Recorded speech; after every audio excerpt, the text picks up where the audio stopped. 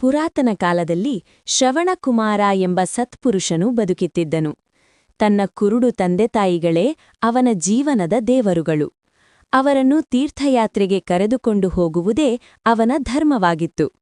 ಒಂದು ದಿನ ಅರಣ್ಯದಲ್ಲಿ ತಂಗಿದ್ದಾಗ ತಂದೆತಾಯಿಗಳಿಗೆ ದಾಹ ಉಂಟಾಯಿತು. ಶ್ರವಣಕುಮಾರ ಅವರನ್ನು ಕುಳ್ಳಿರಿಸಿ ನೀರು ತರಲು ನದಿಯ ಕಡೆಗೆ ಹೊರಟನು. ನೀರನ್ನು ತುಂಬಿಸುವಾಗ ಸಣ್ಣ ಶಬ್ದವುಂಟಾಯಿತು. ಅದೇ ಸಮಯದಲ್ಲಿ ರಾಜ ದಶರಥನು ಅರಣ್ಯದಲ್ಲಿ ಬೇಟೆಯಲ್ಲಿದ್ದನು. ಶಬ್ದವೇದಿ ವಿದ್ಯೆಯಲ್ಲಿ ನಿಪುಣನಾಗಿದ್ದ ರಾಜ ಆ ಶಬ್ದವನ್ನು ಮೃಗವೆಂದು ಭಾವಿಸಿ ಬಾಣ ಹಾರಿಸಿದನು. ಅದು ಮೃಗವಲ್ಲ, ತಂದೆತಾಯಿಗಳಿಗೆ ನೀರು ತರುತ್ತಿದ್ದ ಶ್ರವಣಕುಮಾರ.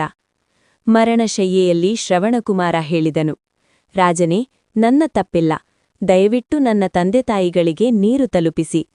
ಸತ್ಯ ತಿಳಿದ ಕುರುಡು ತಂದೆತಾಯಿಗಳು ದುಃಖದಿಂದ ಕುಸಿದರು. ಅವರು ದಶರಥನಿಗೆ ಶಾಪವನ್ನಿಟ್ಟರು. ನೀನು ಕೂಡ ನಿನ್ನ ಮಗನ ವಿಯೋಗದಲ್ಲಿ ಪ್ರಾಣ ತ್ಯಜಿಸುವೆ. ಈ ಶಾಪವೇ ಮುಂದೆ ರಾಮಾಯಣದ ಮಹಾವಿಷಾದಕ್ಕೆ ಕಾರಣವಾಯಿತು.